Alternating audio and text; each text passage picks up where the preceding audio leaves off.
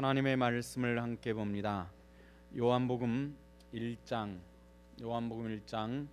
45절과 46절에 있는 말씀을 합독하여서 함께 보시겠습니다. 45장 5절 46절입니다. 다 같이. 빌립이 나다나엘을 찾아 이르되 모세가 율법에 기록하였고 여러 선자 기록한 그 일을 우리가 만났으니 요셉의 아들 나사렛 예수니라.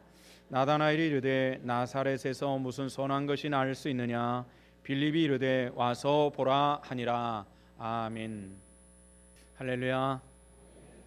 굉장히 더운 날입니다. 이 더운 날에 예배하는 우리 예배를 하나님께서 받으시고 흠양하실 줄로 믿습니다. 여러분들 혹시 생각나시나요? 지난주에 드렸던 예배 중에 했던 말씀입니다. 몇 장에 있었죠? 고린도후서 4장에 있었던 말씀인데요. 혹시 제목은 생각나십니까? 제목은 질그릇에 담긴 보배였습니다. 내용이 어떤 것이었죠? 우리는 질그릇과 같아가지고 값도 많이 나가지 않고 깨지기 쉽고 또 흔하고 그런 것에 불과하지만은 보배가 상징하는 것은 그리스도라 그랬죠. 그리스도를 보배인 그리스도를 질그릇에 담을 통해서 질그릇이 값어치 있는 그릇이 될 수 있다라는 이런 말씀을 했습니다. 그래서 진정한 그리스도인들은 보배를 닮은 질그릇으로 살아간다, 이런 말씀을 나눴죠. 우리 성도들이 그렇게 승리하시기를 원합니다.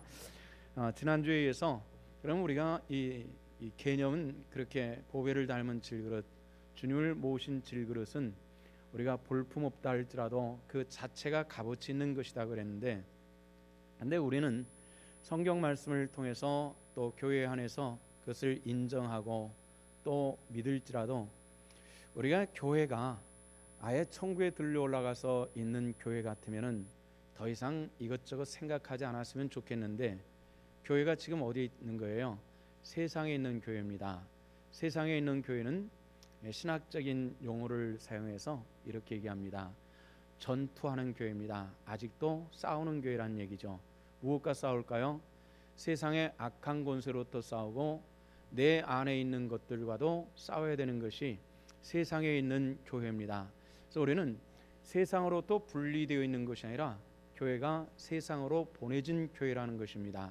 세상으로 보내진 그리스도인들은 과연 어떻게 해야 될 것인가 하는 것을 오늘 말씀을 통해서 함께 나눌 때에 우리가 말씀이 귀로만 있는 것이 아니라 우리의 손가발의 심장 속에 철필로 새긴 것처럼 남아있기를 주 이름으로 축원합니다.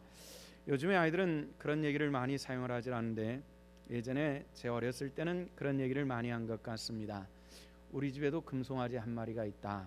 이 말의 뜻은 뭐죠?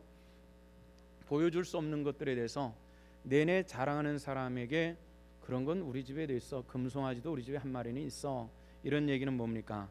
보여줄 수 없는 것 가지고 그렇게 자꾸 말로 떠들거나 자랑하지 말라는 얘기입니다. 옛날에 말 잘하는 유형의 두 가지 사람을 얘기를 했습니다. 공산당이 말 참 잘했다 그랬죠. 말 잘하면 공산당이라 그랬습니다. 또 하나가 있었죠. 말 잘하면 예수쟁이, 그랬었습니다. 요즘에도 그런 얘기들을 아이들이 하는지 모르겠습니다만은 그만큼 우리 그리스도인들이 말은 참 잘하는데 삶을 통해서는 별로 나타나지는 것이 없다라고 말하는 이 세상 사람들의 비꼬는 이야기일 것입니다. 우리 신앙이 천국에서의 신앙이 아니라 현재는 세상에서의 신앙입니다. 천국에 들어간 신앙이 아니라 세상에 보냄받은 그리스도인임을 우리가 기억해야 되겠다는 거죠. 그래서 요한복음을 기록한 이 요한이 또 다른 성경들을 기록을 했죠. 요한 1, 2, 3서가 그것인데요. 요한 1서에 보면은 이런 얘기가 나왔습니다. 태초로부터 생명 있는 말씀에 대해서 우리는 들었고 또 보았고 만졌다, 이렇게 얘기를 하면서요. 요한 1서 1장 3절의 말씀에 보면은 그를 내가 들었고 보았고 만진 바 된 그 말씀을 내가 너희들에게 전하기를 원한다 하는 이런 말씀이 나옵니다. 말씀이라고 하는 것이 우리가 성경에 기록된 것, 또 우리가 들어서 귀로 듣는 것, 여기까지는 이해가 되는데 우리가 말씀을 만졌다, 형상이 아닌데도 불구하고 만졌다 이러거든요. 그런데 그것을 또 우리에게 전했다 이렇게 이야기를 했습니다. 과연 그 우리가 전하는, 보고 듣고 만지고 전하는 그 말씀이 뭐냐는 얘기죠.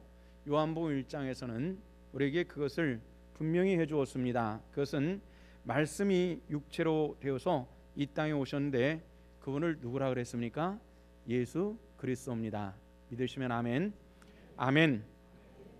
우리는 바로 그것을 믿는 겁니다. 그것을 믿을 때 우리에게 주어지는 것이 있죠. 뭡니까? 구원이 주어진 줄로 믿으시기를 바랍니다. 그래서 구원은 굉장히 쉽고 굉장히 간단합니다. 그런데 문제는 뭐냐면은 우리가 구원은 하나님의 선물이라 그랬잖아요. 우리가 선물을 받은 것으로 아이고 감사합니다 하고 선물은 받은 것으로 끝나는 겁니다. 구원은 하나님의 선물입니다. 하나님께서 우리에게 어떤 대가를 요구하는 것이 아닌 하나님의 주신 선물입니다. 그런데 문제는 뭐냐면요, 우리가 이 땅에, 교회가 이 땅에 있는 동안에 하나님 나라에 이를 때까지 성도가 해야 되는 것이 있습니다. 그것이 뭐냐면은 신앙생활입니다. 이 신앙생활은 쉬운 게 아니라는 거죠. 신앙생활은 쉬운 것이 아닙니다. 우리가 매우 노력해야 성공할 수 있는 것이 신앙생활입니다. 그래서 세상에 속한 사람들은 우리 믿는 이들을 통해서 어떻게 예수님이 나타날까, 이것에 대한 관심이 굉장히 많습니다. 요즘에 유선 방송이 있기 때문에 그 유선 방송에는 패션쇼를 전담하는 그런 유선 방송도 있습니다.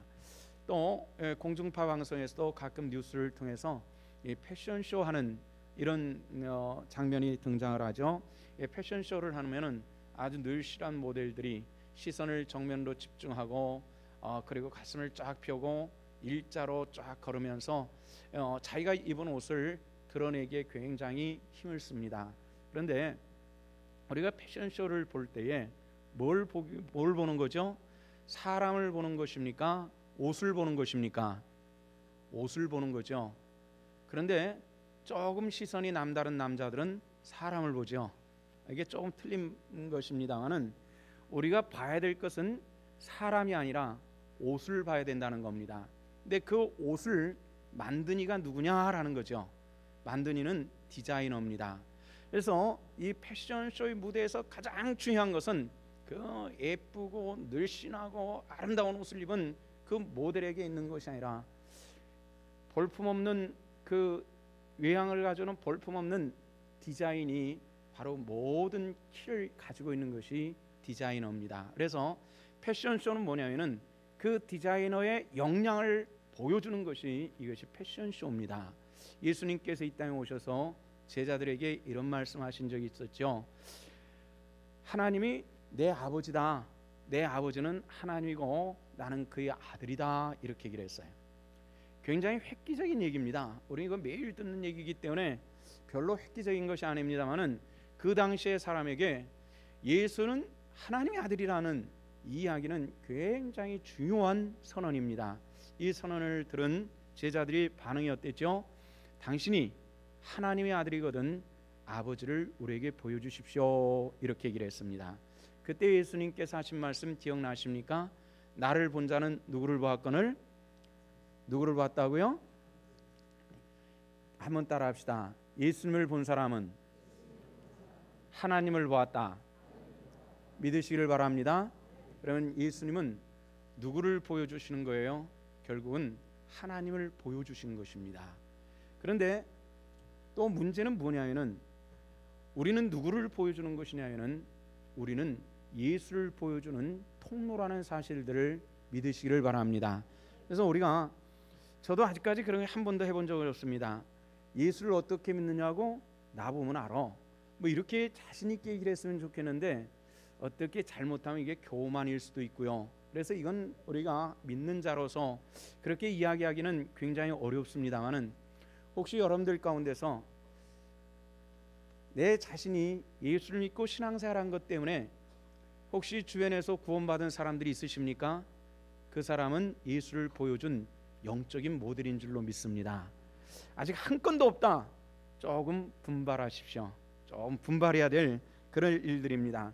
구원은 내 노력으로 되는 것이 아니라 예수 그리스도를 보여주는 것은 나의 훈련을 통해서 이루어지는 것이기 때문에 이것은 매우 중요한 일입니다. 그리스도인들은 본의가 됐든 타의가 됐든 사람들에게 선입감을 주게 마련입니다. 더욱이나 교회에서 중요한 직책을 가지고 있는 사람들은 더 그렇습니다. 저 같은 목사는 더 그렇습니다. 어딜 가든지 제가 목사입니다 뭐 이렇게 소개하지는 않습니다. 그냥 일반적으로 믿는 사람 안 믿는 사람 막 뒤섞여 있을 때는 그냥 거의는 한 사람으로서 대화를 나누고 이야기를 하고 그렇게 합니다. 그런데 예수를 믿는 사람들끼리 또 특별히 목사님들끼리 모여가지고 통성회를 할 때는 명함을 꺼내서 주면서 저는 용인에서 목회하고 있는 김 목사라고 합니다 하면서 이렇게 명함을 주고받고 자기를 소개하죠.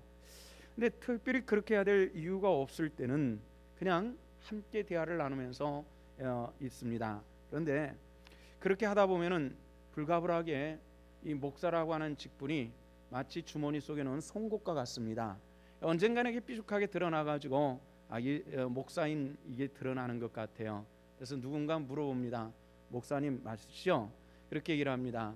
숨길 수가 없으니까 예, 저는 용인에서 목회하고 있는 김진기라고 하는 목사입니다. 뭐 이렇게 얘기를 하면은 그 다음서부터 사람들은 굉장히 저를 관찰한다라고 하는 느낌을 받게 됩니다. 머리끝에서부터 발끝까지 뭘 입었나, 뭘 어떻게 행동을 하나, 밥을 먹을 때는 품위 있게 먹나, 대화를 할 때는 품위 있는 대화를 하나, 이걸 굉장히 관찰한다라는 이런 느낌을 받습니다. 그때부터 더 조심할 수밖에 없고 더 하나였던 이 저라고 하는 통로를 통해서 예수를 나타내야 되는 것이기 때문에 예수를 믿으세요 막 이렇게 하지는 않지만은 그러나 저를 통해서 나타나는 그 어떤가가 있다는 것을 느낄 수밖에 없고 또 그것에 대해서 책임을 져야만 합니다. 우리가 사실 예수를 믿으세요 말하지 않는다 할지라도 정말 예수 믿는 향기가 우리 성도들의 삶을 통해서 나타나질 수 있기를 주 이름으로 축원합니다. 우리가 그리하기 위해서 우리가 해야 될 것이 있습니다. 그리스도인들은 불가불하게 훈련해야 된다는 겁니다. 훈련되지 않는 좋은 병사는 만들어질 수는 없습니다. 절대로 만들어지지 않습니다. 똑같은 병사인 것 같은데 훈련을 많이 한 병사는 일당백 특별한 그런 그 훈련된 병사들은 특별한 취급을 하죠. 훈련되지 않는 병사들은 뭐 그렇게 그냥 일반적으로 취급을 할 수밖에 없어요. 우리 그리스도인들도 마찬가지입니다.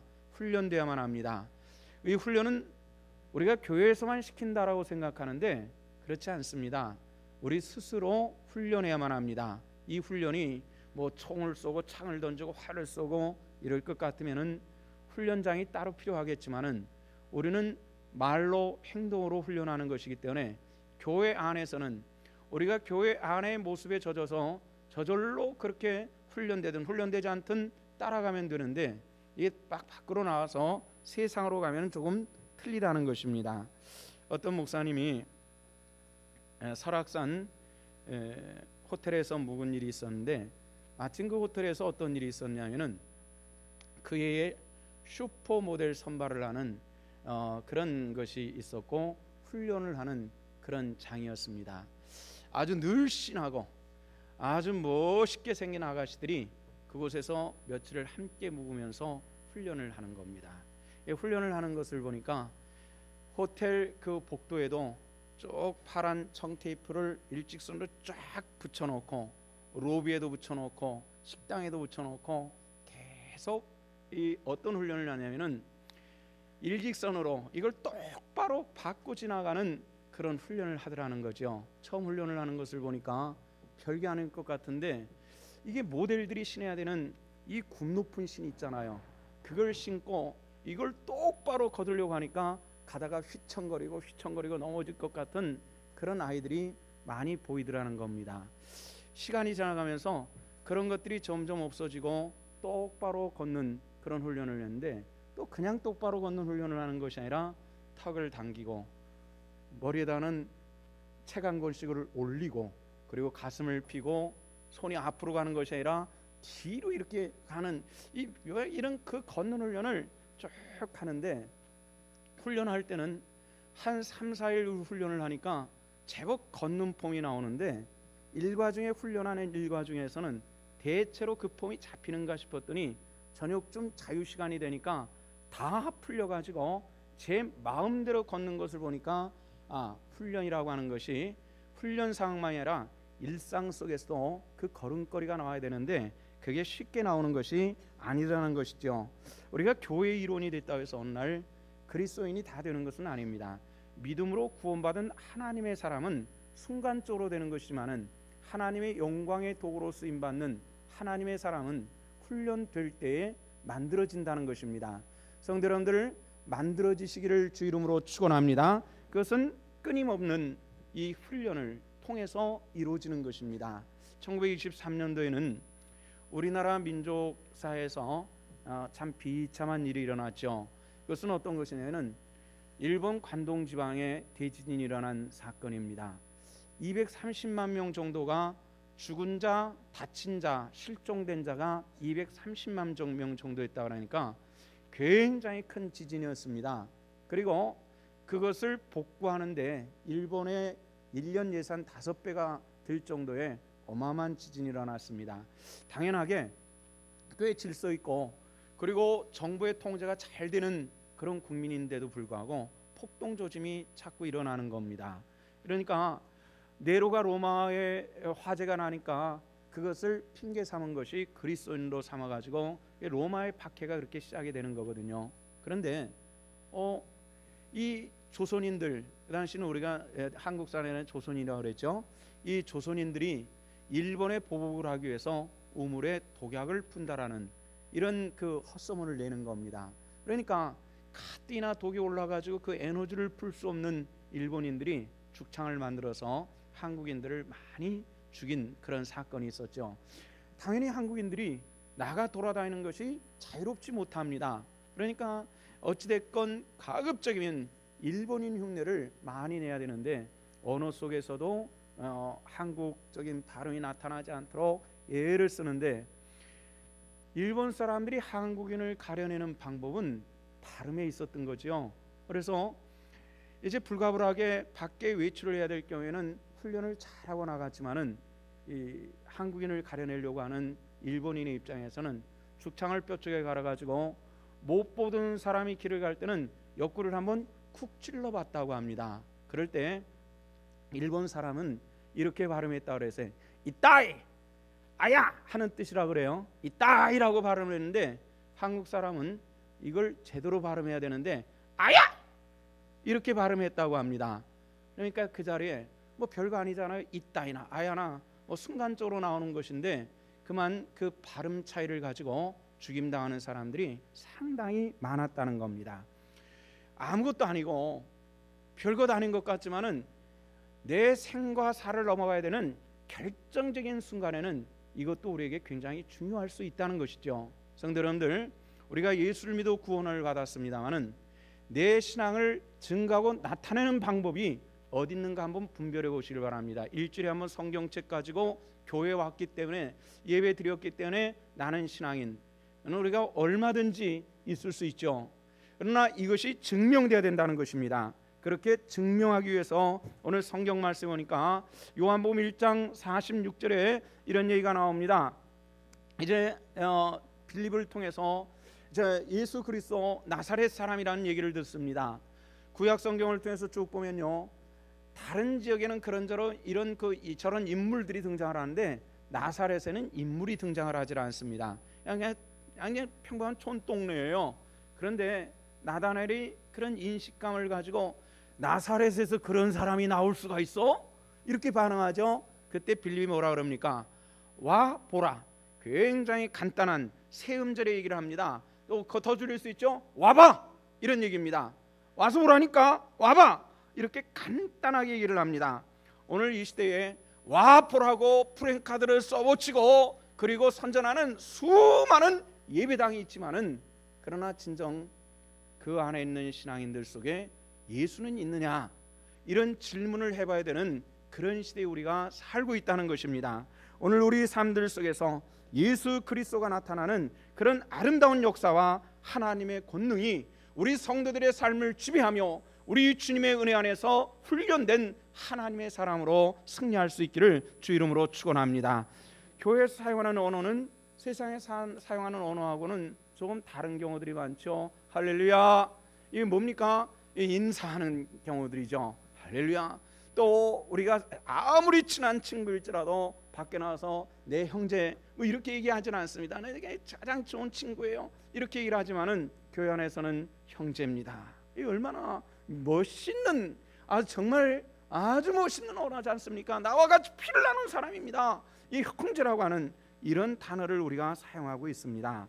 근데 우리가 하나님의 은혜 안에서 신앙생활 조금 해보면은 교회에서 사용하는 풍토와 언어와 이런 것들을 얼마든지 잘 사용을 해서 우리가 그거 잘 멋있게 다 사용할 수 있어요. 여러분, 삶 현장에서는 어떻습니까?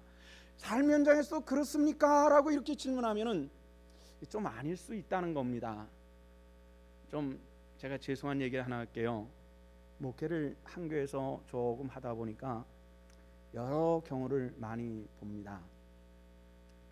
용이라고 하는 동네가 지금은 좀 인구가 많아졌지만은 한 10년, 15년, 20년 전 뭐 이렇게 가면은 용인이 참 적었어요. 또 이렇게 좀 커졌어도 용인 바닥에서 한 5년 정도만 살면은 그래도 얼기설기 이렇게 알게 되는 경우들이 참 많습니다.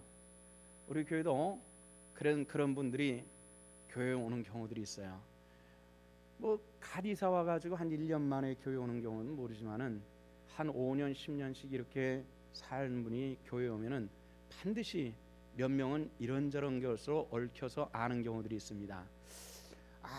아무도 모르는 곳에서 신앙생활하는 것과 그래도 아는 사람이 좀 있는 곳에서 신앙생활하는 것은 좀 인도함을 받기 때문에 좀 쉽죠. 참 좋은 현상입니다. 그래서 그런 경우들이 종종 있거든요. 근데 제가 목양을 하는 현장에서 극히 드물게 몇 번을 본 이런 경우가 있습니다. 교회 와서 신앙생활하겠다 찾아왔는데, 그래서 AA 성도를 소개하고 그리고 함께 찬양하고 박수로 환영을 하고 그랬는데, 와서 보니까 한두 사람 이게 아는 사람이 있거든요. 그런데 등록하고 나서부터 다음 주부터 그냥 깜깜무소식이 돼버려요. 그래서 이런저런 통로를 알고는 제가 전화를 하기도 하고 찾아가기도 하고, 그렇게 해서 왜 등록하자마자 교회를 안 오느냐 이렇게 질문하면은 아주 그냥 자꾸 이렇게 가리다가 나중에 얘기하는 것이, A라고 하는 사람 때문에 나는 신성교회는 못 다녀요. 그래가지고 다른 교회 다니겠다 이렇게 선언하는 경우들이 아주 드물지만은 제가 몇 번을 본 적이 있습니다. 그래서 그게 찾아가서 그 사람이 당신 때문에 교회 못 온대 뭐 이렇게 얘기한 적은 없습니다만은, 늘 도대체 교회 안에서는 저에게도 좋은 성도고 뭐 나무랄 데 없고 헌신자고 기도하고, 그런데 도대체 뭐 때문에 저 사람이 교회를 올 수 없는 이유가 있을까? 풀려지지 못하는 수수께끼로 지금까지 남아있는 그런 요소들입니다. 우리가 신앙생활하면서 바로 그런 요소입니다. 어느 현장에서든지 우리가 신앙 안에서의 모습을 나타낼 수 있고 증거할 수 있고 예수 그리스도의 풍성과 은혜가 나타나질 수 있도록 내 자신을 저폭정시키는 그런 하나님의 권속들 되시기를 부탁을 드립니다. 그래야 하기 위해서 우리는 무엇을 해야 돼요? 내가 주님의 손과 발의 역할을 해야 하는, 우리 하나님은 영이십니다. 육체가 없다는 얘기죠. 손도 없고 발도 없으신 분이 우리 하나님이십니다. 우리가 하나님의 말은 얼마든지 품위 있게 얘기할 수 있고 내 자신을 위장할 수 있고 속은 부글거리는데도 그럴듯하게 웃고 표현할 수 있는, 이것이 우리 사람들의 그런 모습입니다. 우리 손과 발까지 그것이 다 나타나야 되는데 그러지 않을 수가 있다는 겁니다. 패전 후에 독일이 곳곳에 폭격을 받고 전쟁통에 망가졌습니다. 삶의 터전도 망가지고 뭐 군대 막사는 물론이거니와 공장, 동네, 교회까지 저기 망가진 곳이 많이 있습니다. 복구를 하게 되는데 교회도 복구를 해야 되죠. 한 성당에서 복구를 하는데 그 무너진 잔해 속에서 예수님의 상이, 예배당 밖에 세워놨던, 성당 밖에 세워놨던 그 예수님의 상이 발견됩니다. 근데 묘하게도 예수님의 상이 다른 데는 멀쩡한데 손 2개와 발 2개가 부러져 있는 이런 것입니다. 이걸 어떻게 할까? 그래서 중진들이 모여서 교회 안에서, 특별히 천주교에서는 예수님 또 마리아 상은 굉장히 중요한 위치를 차지하는 것이기 때문에 이걸 어떻게 할까? 이런 회의를 하는데 한 사람이 이렇게 제안을 합니다. 예수님의 손과 발은 어차피 우리를 위해서 고난당하시기 위해서 십자가에 못 박혔던 손과 발인데 그냥 손과 발이 깨지고 망가진 상태로 그냥 세워놓도록 하십시다. 그래서 망가진 채로 성당 마당에 예수님의 상이 서 있습니다. 자기 집도 망가지고 일터도 망가지고 예배당도 망가진 중에서 일단 사람이 살아야 되니까 제일 복구가 지진부진한 것이 예배당이었습니다. 그래도 사람들은 이 위로를 받기 위해서 예배당에 들어올 때에 들어오다 보니까 망가진, 손과 발이 망가진 예수님의 상을 보는 거예요. 근데 여러분들 보시면 아시겠지만은 그 예수님의 상은 항상 어떤 모습이냐면은 그 고개가 약간 젖혀진 상태로 아래를 이렇게 물끄러미 쳐다보는 그런 형태로 세워져 있습니다. 그러니까 그걸 약간 높은 데다가 세워놓고 그 앞에 가가지고 천주교식으로 이걸 하고서 하고 막상 올라다보면은 손과 발이 없으신 예수님의 얼굴과 마주치는 거예요. 먼저 느끼는 것이 뭐냐면은 그 사람들이 가장 먼저 느끼는 것이 있는데 내가 손과 발이 망가져서 없어져서 내가 예배당은 내가 복구를 할 수가 없구나라는 이런 것을 느꼈다는 겁니다. 손과 발이 없으신 예수님의 상을 세워놓고 나서 사람들은 그 지금까지 지지모진했던 그 성당 복구가 신속하게 이루어졌다라는 그런 글을 본 적이 있습니다. 우리가 신앙생활하면서 과연 우리는 어떤 모습으로 섬기고 있느냐, 이게 굉장히 중요한 일들입니다. 교회 안에서도 우리가 주일들을 위해서 손이 참 많이 필요합니다. 우리 교회 중진들, 안수 집사님들 한번 잘 들어보십시오. 우리 남자 집사님들 한번 잘 들어보십시오. 우리 교회에 유치소부터 청년부까지 쭉 올라가면서 우리 교회 남자 집사님들, 안수 집사님들 그렇게 있어도 교사가 남자 집사님이 한 명도 없습니다. 우리 교회. 금요일날 기도회를 그렇게 해도요, 우리 교회 안수 집사님들 한 달 내내 한 명도 안 나오는 경우들이 흔합니다. 이게 우리 교회 형편입니다. 분명히 직분도 있고 손도 있고 다리도 다 멀쩡하지만은 기도하는 손도 없고 기도하는 발도 없는 것이 우리 교회가 가지고 있는 심각한 문제라는 것입니다. 이걸 어떻게 쓰면 좋을까, 이런 생각을 합니다. 우리가 손과 발은 있으나 주 영광을 위해서 어떻게 쓰여지는가는 우리가 한번 생각해 볼 일이라는 얘기죠. 지난 수요일날 저 이제 한 명이 휴가를 갔으니까 앰프도 켜고 뭐 끄고 하는 일들이 있어서 2층으로 해가지고 앰프를 켜고 이렇게 내려오는데 저쪽 2층 저쪽에 뭐가 이렇게 수북하게 쌓여 있어요. 봤더니 주일날 예배를 드리면서 주보를 꼭 무슨 뭐 국수 자르듯이 쪽쪽 잘라가지고 수북하게 해놓고 간 사람이 있더라고요. 야, 저렇게 자르기도 쉽지 않은데 그 예배 내내 그 짓만 한 것 같아요. 야, 참 그것을 치우면서 이런저런 생각이 많았습니다. 그 사람은 과연 몸은 여기 있으나 영혼도 있었나 하는 이런 질문입니다. 우리가 주님 앞에 내 손과 발이 정말 헌신되지는 모습으로 그러기 위해서는 내 마음이, 내 영혼이 그 안에 있을 때 이것이 가능하다는 것입니다. 주님의 손과 발이 되시기를 축원합니다. 그래서 우리가 해야 될 것이 있습니다. 우리가 세상으로 보냄받은 세상에서의 그리스도인, 천국에서의 그리스도인도 아니고 교회에서의 그리스도인도 아니고, 한번 따라합시다. 세상에서의 그리스도인 어떻게 해야 될 것이냐 말이죠. 우리가 그것은 이정표로서의 삶이 이루어져야만 합니다. 어느 나라든지 그 나라가 발전하면 발전할수록 함께 발전하는 여러 가지가 있죠. 우리나라 사람들은 전부 물질로만 계산을 하는 것 같습니다. 그렇지 않는 부분이 있거든요. 제가 느끼는 것 중에 하나는요, 선진국에 가면은 이정표가 상당히 잘 되어 있습니다.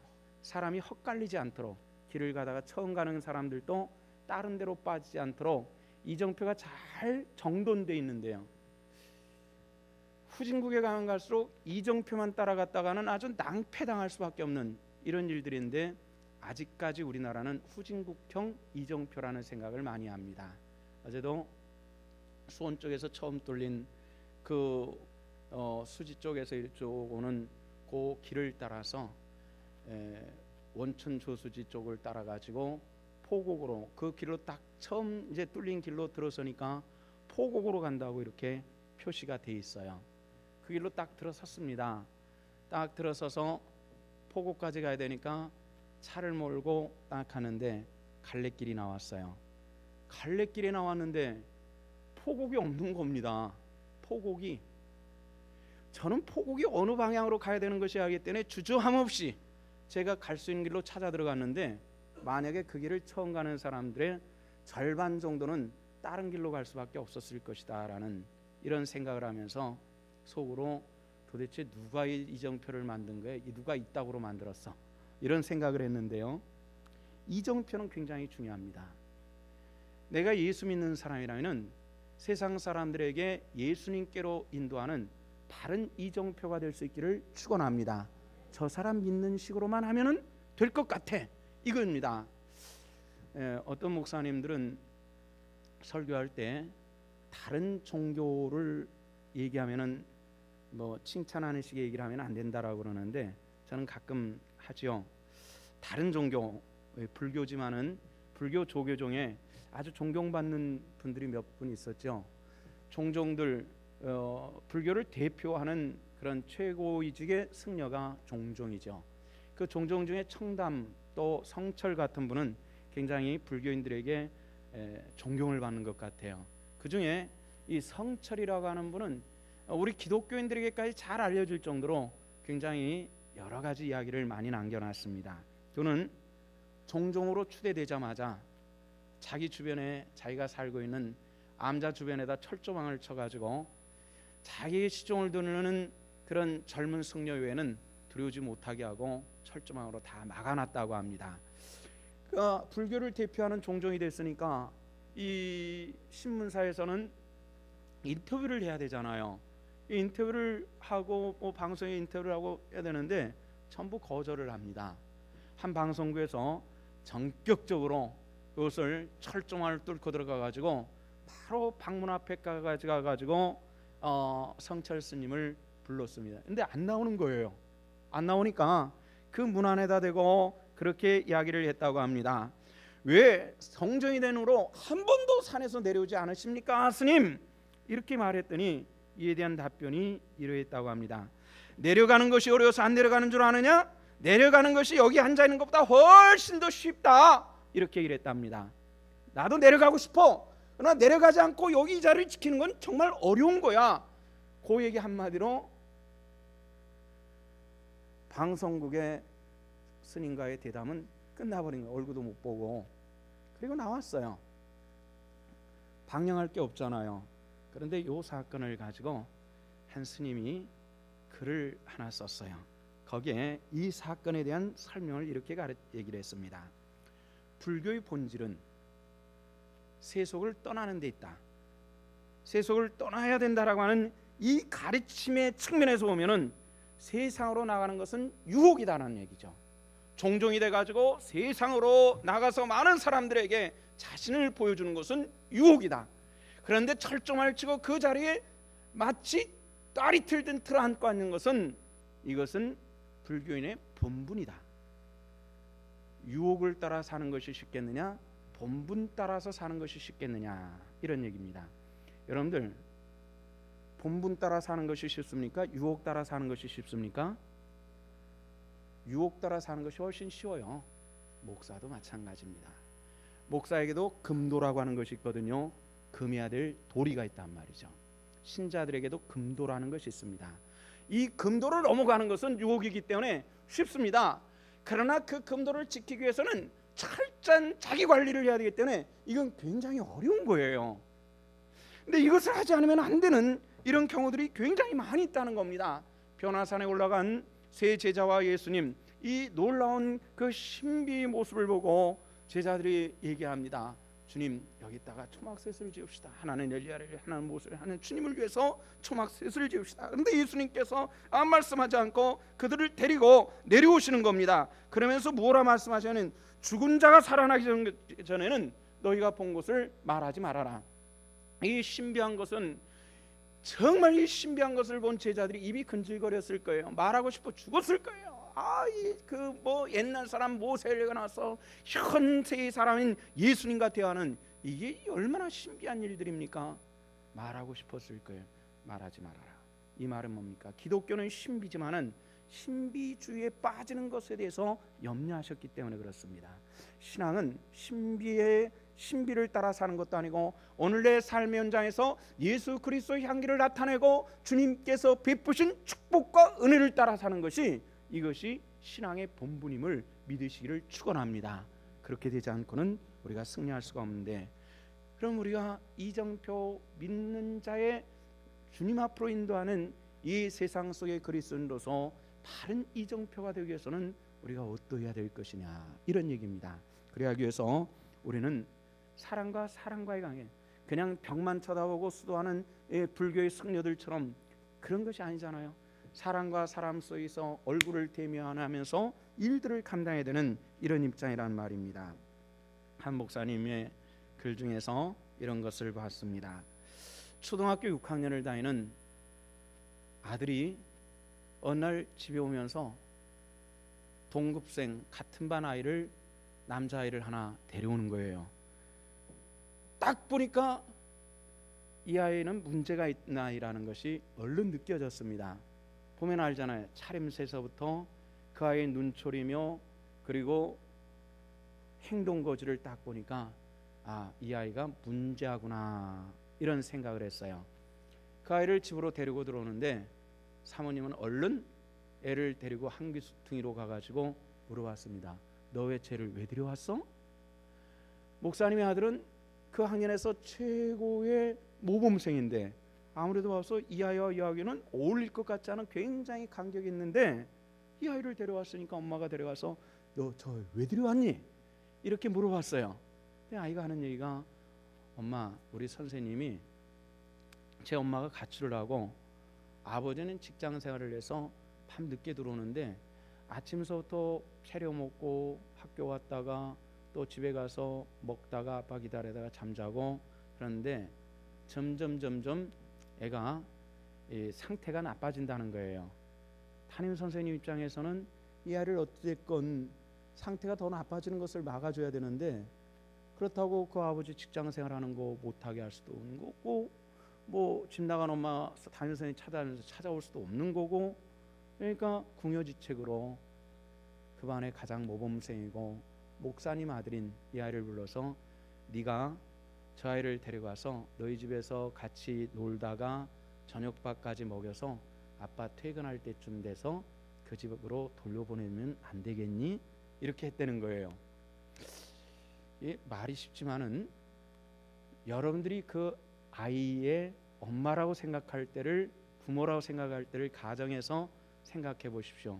쉽게 용납하기는 어려울 겁니다. 우리 아이는 최고의 우수한 아이고 아이는 최고 불량해 보이는 아이인데 그걸 붙여놨단 말이죠. 그것도 엄마인 나한테 직접 얘기하는 것이 아니라 아이한테 얘기를 했단 말이에요. 그래서 선생님한테 따질까도 싶은데, 하여튼 일단 오늘 보내왔으니까 아이를 씻도록 해주고 간식을 먹이고 저녁을 먹이고 공부를 할 수 있도록 아이들에게 하고, 나가는 모습을 보니까 아이가 들어올 때하고는 상당히 달라져 있더라는 거죠. 내가 쟤를 좀만 더 돌보면 되겠다 싶어가지고 졸업할 때까지 돌본 것이 6개월을 돌봤답니다. 참 목사님 사모님답지요. 그런데 그 6개월 동안 어떤 일들이 벌어졌냐면은 아이가 자연스럽게 교회를 나오더라는 거죠. 예수를 믿게 되는 거고, 아이의 언어가 순화가 되고 표정이 밝아지고 성적은 수직 상승을 하면서 아이가 달라지더라는 겁니다. 또 하나는 그렇게 버려진 아이 같은 아이를 계속 돌봐주는 집이 있다는 것, 그 목사님 때 이런 걸 알고 아빠가 제 발로 찾아와 가지고 함께 신앙생활을 하더라는 겁니다. 그러면서 참 구제하기 어려울 것 같은 그 집이 엄마는 아직 없지만은 화목한 부자지간으로 만들어져 가면서 신앙생활한 것을 보고 여기에 가치가 있다라는 짤막한 글입니다만은, 우리는 그리스도인들이 오늘 이 시대에 그리스도인들이 남에게 이정표가 되주고 누구에겐가 그늘이 되주는 것이 그리스도인이냐라고 질문하면은 세상 사람들의 10중 9은 아니오라고 대답합니다. 이게 현실입니다. 매우 기독교라고 하는 집단을 이기적으로 생각하는 것이 세상 사람들이 보는 눈이라는 것입니다. 내 삶 현장에서 세상으로 보낸 그리스도인으로서, 그래서 우리가 당연히 세상에 나와서 와 보라, 이것만이 아닌 내 삶을 통해서 와 보라고 외치는 이 함성 같은 소리들이 세상에서 나타나지는 그런 우리 신성의 권속들 되시기를 주 이름으로 축원합니다. 기도하시겠습니다. 아버지, 은혜를 감사합니다. 오늘 우리가 주님 앞에 있고 주님을 찬양합니다. 영광 돌리기 합당하신, 영광 받으시 합당하신 하나님, 우리 가운데 계시고 우리를 세상으로 보내셨으니 세상에서 바른 이정표 역할을 감당할 수 있도록 은혜를 더하여 주시옵소서. 예수 그리스도 이름 받들어 기도하옵나이다. 아멘.